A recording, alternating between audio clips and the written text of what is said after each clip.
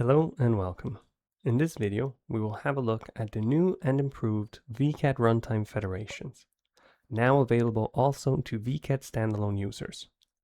As you can see, I've logged in with my Vcad Standalone account, and I've set up a folder within it a series of files. These are actually all different disciplines of a single model, but they're split into different files, and I've organized them in this folder both for organization purposes and because this means I can now actually use the Vcad Runtime Federations feature to merge them together when I go to create my reports.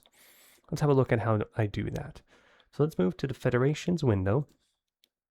And here I'm going to start by defining a new federation. So we're going to call this LTU_A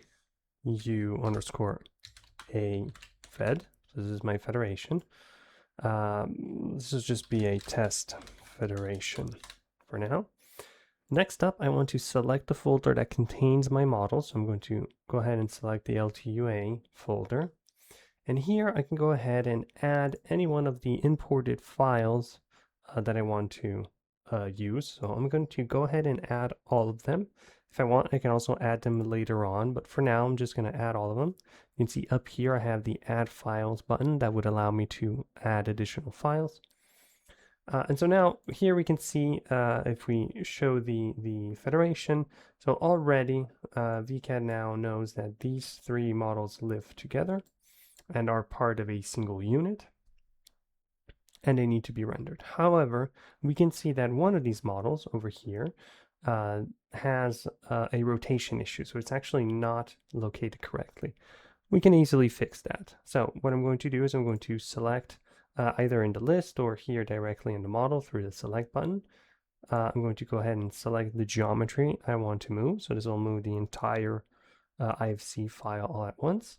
And I can either make the changes directly here in the viewer like this, or I can go ahead and change the values more precisely. So let's quickly reset these to 0.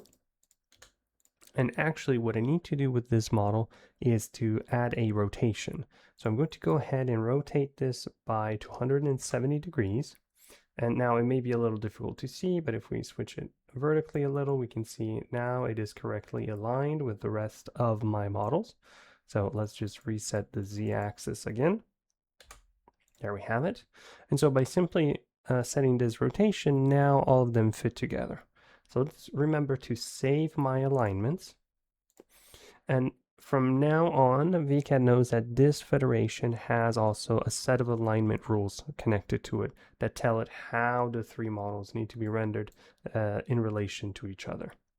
So with this done, I've created my federation. I've set up the alignments. I can go ahead over here to the template button and download one of our pre-made templates that will allow us to actually create a Power BI report that includes both the rendering of the three models and the data connected to each one of these models, all in a single report.